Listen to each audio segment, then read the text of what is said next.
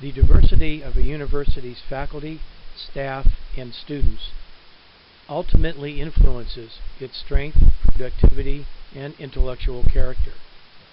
However, diversity comes in many flavors: experience, age, physical ability, religion, race, ethnicity, gender, and many other attributes contribute to the richness of the environment for teaching and learning.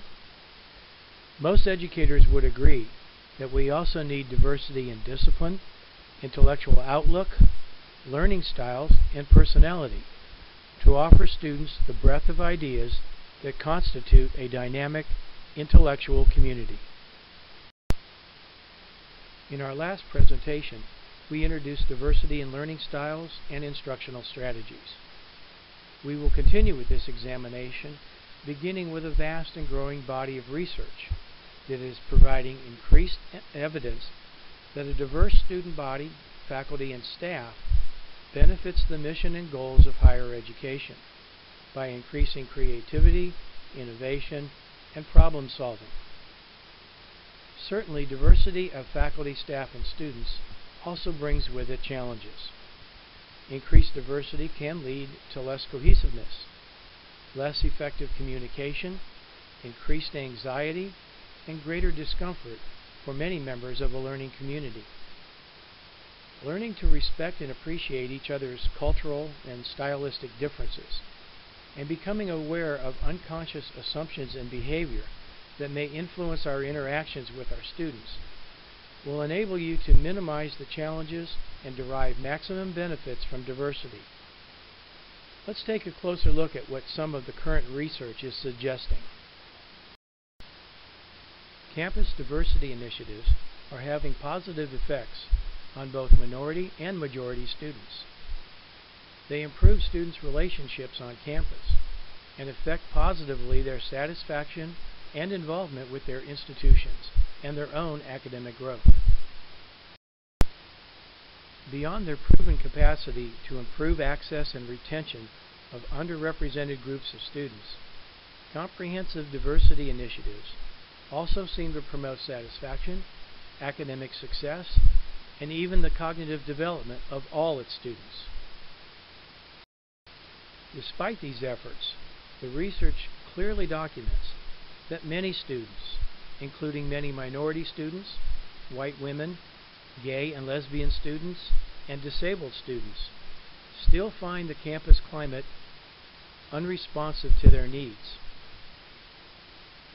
ignoring their past experiences and educational expectations. Many students often feel marginalized in existing institutional cultures. Involvement in specialized student groups, such as ethnic residential theme houses, support centers, and academic departments, benefit both minority and majority students. These activities appear to contribute to increased satisfaction and retention of those students involved in such programs. Many students seem to anticipate and even desire greater levels of intergroup contact than they actually experience on campus. In fact, opportunities for interaction between and among student groups are desired by virtually all students. When they do occur, such interactions produce clear increases in understanding, decreases in prejudicial attitudes, and positively affect academic success. These interactions are likely to be more beneficial when they are institutionally supported, when the participants are equally valued, and when they involve projects with common goals and outcomes. Research also shows that when students perceive that there is a broad campus-wide commitment to diversity, there is increased recruitment and retention of students from underrepresented groups, and an increase in all students' satisfaction and commitments to improving racial understanding. Diversity in the curriculum has a positive impact on attitudes toward racial issues, on opportunities to interact in deeper ways with those who are different, and on overall satisfaction with the college or university. These benefits are particularly powerful for white students who have had less opportunity for such engagement. So if diversity is as successful as the research seems to indicate, we should be able to identify some concrete benefits to the campus community. So the question now turns to, well, can we? Arguably, the most important contribution of diversity to higher education is that it provides a national and international breadth to the student population. One that for most students might be the first time they have encountered real interaction with people from dissimilar backgrounds. And for many, it might also represent the only time that they will have this opportunity. Whether we like it or not, many times we find ourselves segregated from other groups in schools, churches, and our own neighborhoods. While some cities are better embracing other cultures than other cities, a college campus often opens its doors to the entire world without traveling anywhere else. Interacting with people from a variety of groups widens a student's circle of social and community acquaintances by expanding the pool of people with whom they associate and develop relationships. In higher ed, one of the most important outcomes of a 4-year education is to gather a cohort of friends who do not have everything in common with your past experiences. Diversity simply enhances social development. It also prepares college students for a future career. Successful performance in today's diverse workforce requires an understanding and sensitivity to a much wider range of human differences and the ability to relate to people from different cultural backgrounds. America's workforce is more diverse than ever, and the percentage of America's work-age population comprised of members of minority groups is expected to increase from 34% to 55% by 2050. Diversity prepares the college students to assume a position in a global society. Most professions find their employees, co-workers, customers, and clients coming from diverse backgrounds with literally worldwide ties. By promoting diversity in college, your institution is laying the groundwork for your graduates to become comfortable interacting with the multitude of individuals from all nationalities. Personal interactions with people from different cultures have been proven to increase our own knowledge. Research consistently shows that we learn more from people who are different from us than we do from people who have more similarities. For college faculty, the challenge to your student to think outside the box can hardly be fostered to a greater extent than to modify your instructional modalities and resources with a consideration of international and culturally different students in your classroom. Paul Gorski created a widely accepted quiz for uncovering your propensity for cultural diversity. The quiz illustrates how our perceptions of reality and the facts we are taught through the education system, the media, and other sources of information are often limited in depth or sometimes simply wrong.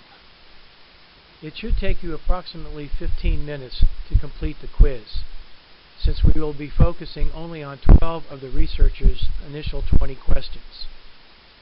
There is a Word document provided in Class 3 on your Blackboard site to take the quiz, capture your responses, and help you post them in the chat room. After you finish, select one of the 12 questions and create a new post that addresses one or more of the following questions. And these questions again can be found in the response document. How many of you feel misled or misinformed about one of the issues that you responded to? Why did you struggle with these questions?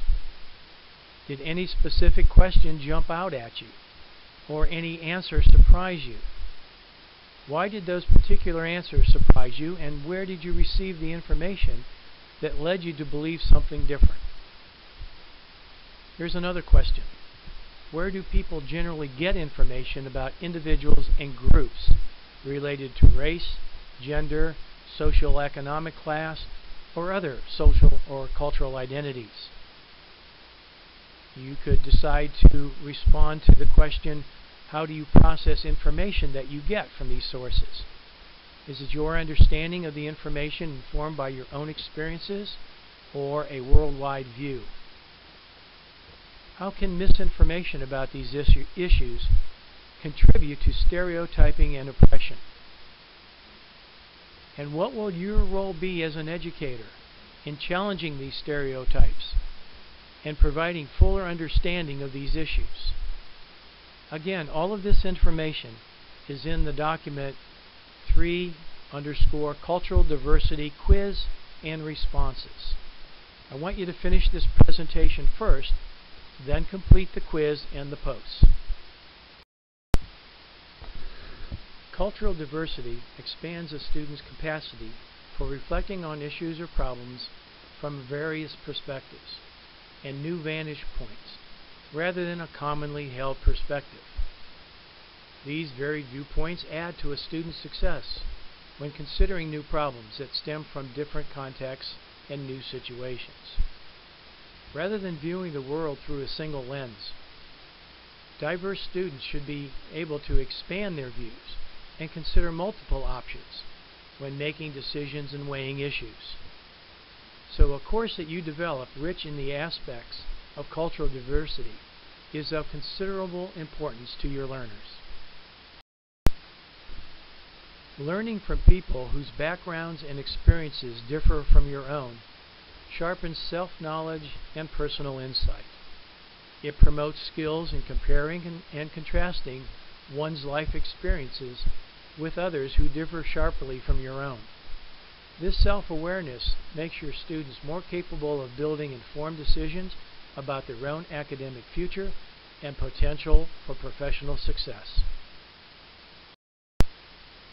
And finally, cultural diversity expands general education by minimizing tunnel vision and narrow viewpoints. As a higher education faculty, you have the responsibility for general education outside the confines of your own academic concentration. By moving your students beyond the core curriculum, you help them gain a more universal perspective of the world around them and a more complete picture of how they will fit into the grand scheme of living in a global society. Now would be a good time for you to complete the Cultural Diversity Quiz and post your results. Once you finish the quiz and the posts, you can proceed to the next topic of teaching and learning diversity, our look at the multiple modalities of instruction that can be effective in a higher education classroom.